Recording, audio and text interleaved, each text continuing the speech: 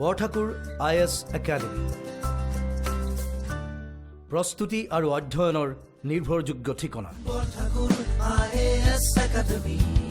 Hello everyone, welcome to the Hindu analysis for 18th June 2021. Let us begin with the first article today. Continue demolition of illegal buildings in Aravalli forest land.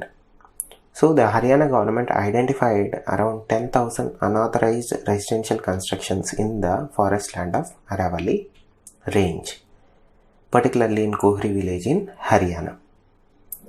So when a demolition drive was being taken up, the residents of these unauthorized constructions approached the Supreme Court of India for relief. Now the Supreme Court indicated that they are not going to stop the demolition drive and has asked the Haryana government to rehabilitate these people according to a notification that they themselves, the Haryana government, came out with in 2003 and in 2020 twice. So the Supreme Court indicated that we are not going to stop the proceedings. The Haryana government can go ahead and demolish these unauthorized constructions in the forest land. But while doing the same thing, it is on the Haryana government to rehabilitate these people who are being displaced by this demolition drive. So this is a good news in the sense that forest land is being reclaimed. Though it is a bit harsh because people are getting kicked out of their houses, but nonetheless the court also said that you have to rehabilitate them. Again, people cannot occupy or encroach forest land, that is against the law. But nonetheless, the court is also observed that these constructions are illegal and they have to be demolished. But at the same time, since lives are dependent here, the Haryana government should rehabilitate them in a proper way. So moving on to the next article, Assam seeks realignment of tracks through wetland area. So this particular case is where a railway line is passing through Dimapur wetland area, which is a site under Ramsar Convention of Wetland. So the problem here is this wetland area sits very next to Rani Reserve Forest, and between these two areas a railway line, a broad gauge railway line, cuts exactly in between these two areas, the Rani Reserve Forest area and the wetland area. So what has been happening is elephants from the Rani Reserve Forest cross over this railway track into the wetland area to feed on the aquatic plants. When the elephants cross, if a train is passing through the track, these elephants are getting killed in the collision that ensues or follows. This has been a major problem not only in this particular area but all over India.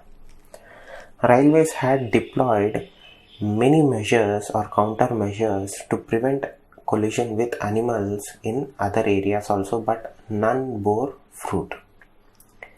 It seems that in order to prevent future loss of animal life and reduce the stress on the wetland itself and the reserve forest area, the Assam government is asking for the realignment of this track, which is a good thing. If the central government agrees for the realignment of this track, we can use this as a benchmark or a framework to talk about other railway tracks that pass through thick forest areas where similar incidents also are happening. So we have to wait and see what the central government decides. If central government is for the realignment of track, it will save a lot of life, it will reduce the stress on the wetland area, which is again a win for conservation of biodiversity in India. Moving on to the next article, a judicial pushback to a draconian legal regime. So this article talks about a lot of things, but two things are of importance to us. One, the judges in this particular case or in this particular judgment talk about narrowing down the definition of the word terrorist and terrorism that are broadly defined or widely defined under the UAPA Act. The second thing is the validity or the problem with a specific section in the Act itself, and the section is called Section 43D(5) of UAPA Act. Now, in this judgment or during this judgment, the judges observed that there is a wide definition for the word terrorist and terrorism, and this needs to be narrowed down. That is a valid observation, because the judges in this case observed that governments are using this wider definition of the word terrorist and terrorism to clamp down on freedom of speech, which is valid in certain cases and observable in the current trend where UAPA is being invoked by both central government and state governments in various cases. So there is a criticism that state governments, or particularly executive, is using UAPA indiscriminately and in a targeted way to silence critics. So that is one aspect of it. Now they are calling for a narrower definition of the word terrorist and terrorism that are defined under the UAPA Act, which is a positive thing in the sense that when the law has a broader sense, there is a greater scope that it might be misused. Now the court has identified the problem with the Act itself, and they have clearly indicated that this needs to be corrected. So the second aspect of it is the Section 43D(5). When a person is charged under this particular section of the UAPA Act, there is little chance for them to get bail. In ordinary cases, when a person is asking for bail, the court or the judge considers few factors. One is, if the bail is given to them, will they run away or are they flight risk? Number two, if the bail is given, will they try to tamper with the evidence or intimidate witnesses in the case? And finally, what is the gravity of the case itself, or what is the gravity of the offense itself? But when you apply Section 43D(5) of the UAPA Act, none of the following factors are considered. The only factor that is considered is of the prosecution side, which is intent upon proving the accused guilty. When the section is invoked, the court only considers one narrative or one side's argument, and that side is of the prosecution, not the defendant. In criminal procedure or in a court, both sides of the case or both sides' arguments are heard. But when this section 43D(5) is invoked, only the prosecution side is invoked. And the court, when you look at the court cases or the police information report, it always says that the accused person is guilty, and the courts also take that statements and deny the bail to the accused in these particular cases. Now, this particular Delhi High Court, in the recent bail to few protesters in Delhi riots case, the Delhi police had appealed to the Supreme Court of India, and we have to wait and see how the Supreme Court interprets both the narrowing definition of terrorists and terrorism, and if Section 43D(5) is in time for an upgrade or change. Moving on to the next article, a place for disruptive technology in India's healthcare sector. One thing that we understood with the current pandemic is how important technologies are and data is. India is struggling with lack of data. India is also struggling with adoption of new technologies. Now, new technologies must be used to improve the welfare of the societies and reduce the impact of communicable diseases. Now, technologies such as artificial intelligence, autonomous systems, blockchain technologies, quantum computing, data analytics, and 5G technologies must be used for the advantage of betterment of societies and welfare of the societies. Now the author talks about how blockchain technology can be used to address the interoperability challenges that Indian healthcare system faces. Currently what happens is the data of a patient is not stored in a uniformed manner. If a person is being treated by 4 doctors in 4 different hospitals, the chance of that data or that patient's data being shared with 4 of those hospitals in a unified system are slim and to greater extent non-existent. Each hospital, each doctors operate on their individual silos, which makes the transmission of data from one doctor to other virtually and literally impossible. That is why we need to use blockchain technology to create a comprehensive platform to collect and store all the data, all different data sets of a single patient in a single file, so that when a doctor tries to access the patient's information, they not only get the information that they are looking for, but any other helpful information from the other doctors also or medical hospitals also. So they get not only the present data that they need to treat the patient, but they'll get the patient's past history or past record also, which in most of the cases may be helpful, more helpful than one might think so. And deploying blockchain technology for this kind of things will ensure securing the data that nobody can hack into and manipulate it also. And this will help in producing a seamless medical ecosystem where a person's individual care is taken care. Now what India needs right now is a digital health strategy that works on 2 bases. One, to remove the digital divide that India is experiencing right now, and 2, to provide a person-centric healthcare system. Now, when you talk about digitally transforming the healthcare sector, the primary roadblock is digital divide in India. Now, India must use its assets in the Ayushman Bharat initiative and other digital platforms to remove this divide and create a comprehensive healthcare strategy that ensures that each of the citizens get their care in a perfect manner, and also ensure or create a paradigm where a person possibility of getting a new disease or early detection of diseases is also done.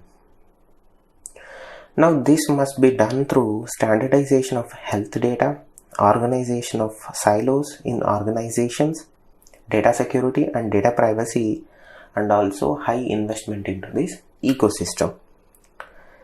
Now it is up for the government of India to leverage all the advanced technologies and the easy adoption or high adoption of these technologies both in urban areas and rural areas to create a healthcare strategy or a digital healthcare strategy, so that people are taken care. And in the cases of communicable diseases or transmissible diseases like pandemics, you leverage telemedicine to treat everybody in an equitable way.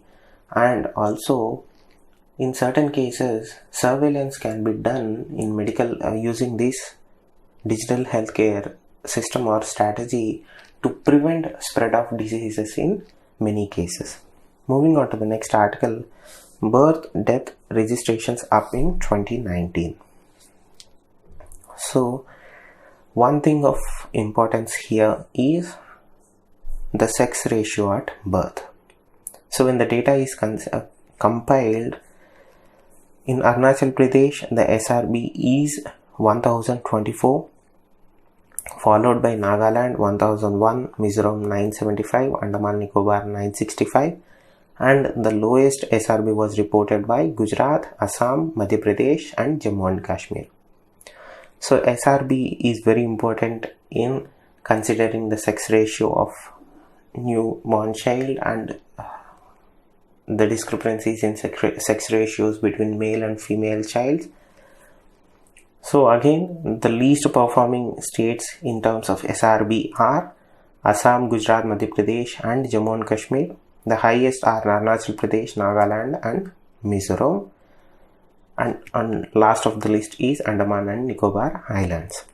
So as far as the data that is being reported during the birth and death rate, this data cannot be used because of the COVID-19 pandemic.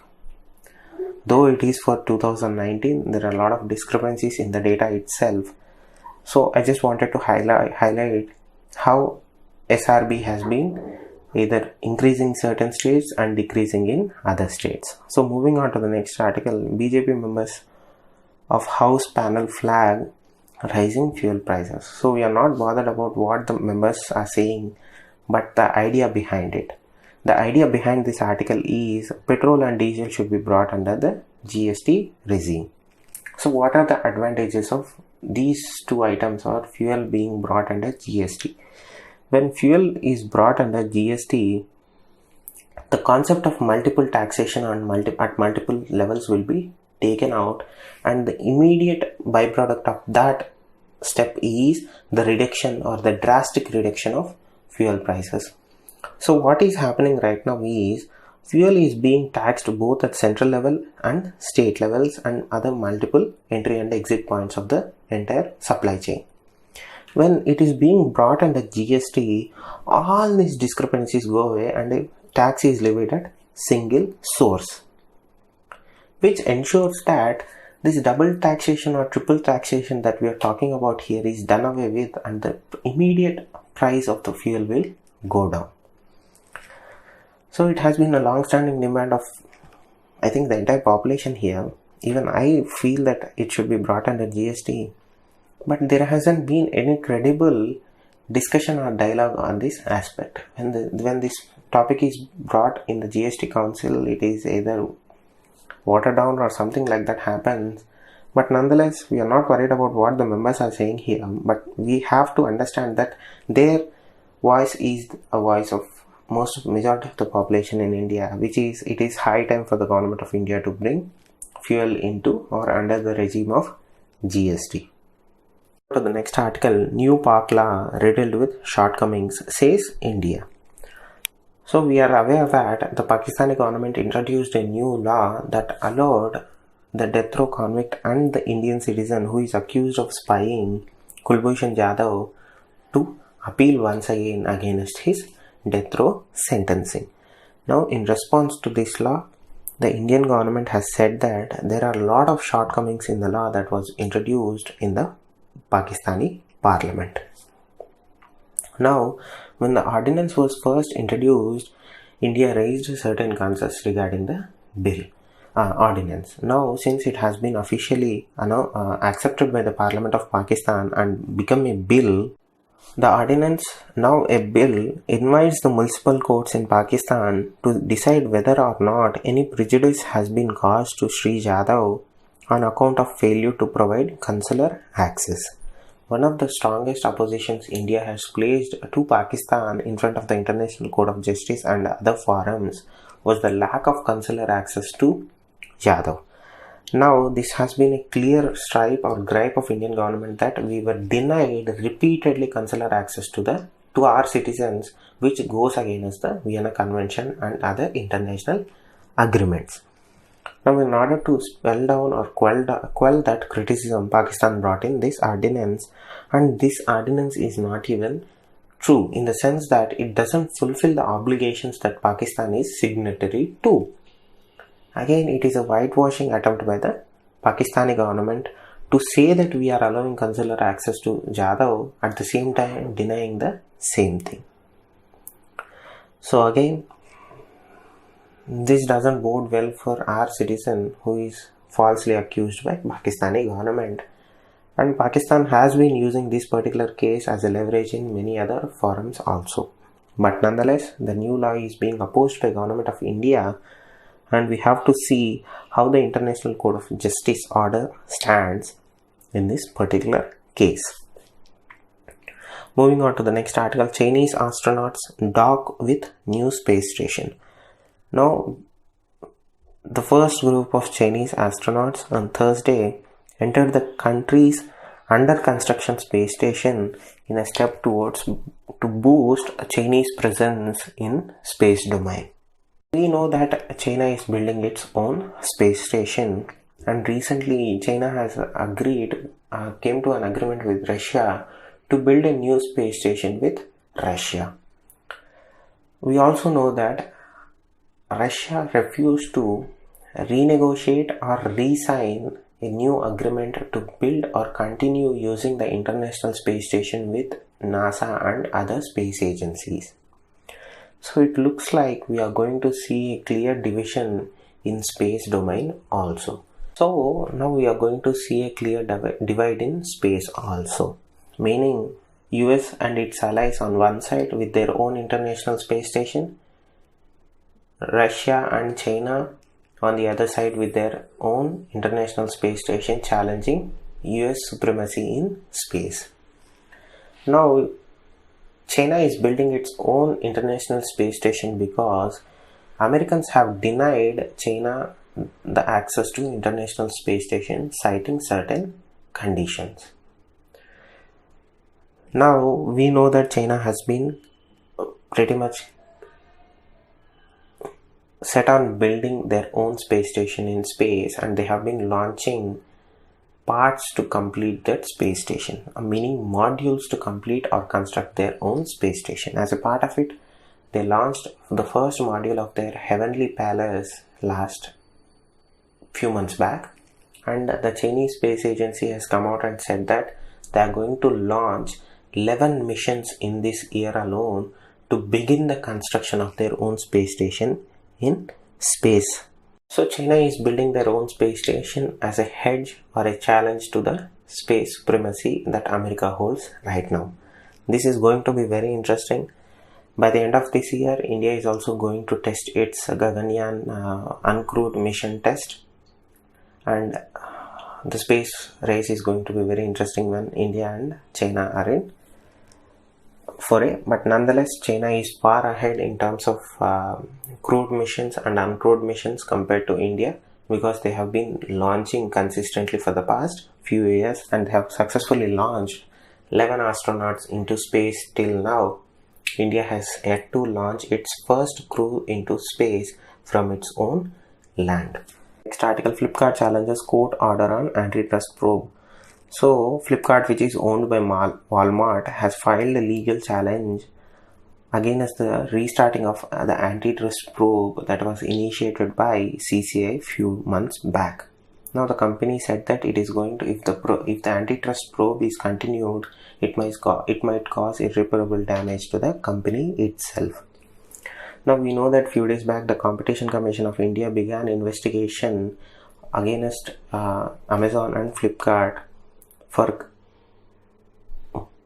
breaching the rules of competition laws in India based on a complaint. The complaint was that both Flipkart and Amazon promoted only selected sellers on their e-commerce and used deep discounts to stifle competition. Now again, this fresh appeal is a big blow to Amazon and Flipkart that there is a clear evidence that these two companies violated the competition laws in India and tried to strangle individual sellers in India, and they went after small sellers on e-commerce platforms. We have to wait and see how this will play out, because the court already struck down their case, their petition to prevent this probe from taking place, and again Flipkart is going on its own and trying to stifle the investigation. But we have to wait and see how this filing will be taken up in the courts themselves. Thank you. Stay safe. Namaste. Borthakur IAS Academy. প্রস্তুতি আৰু অধ্যয়নৰ নিৰ্ভৰযোগ্য ঠিকনা। Borthakur IAS Academy.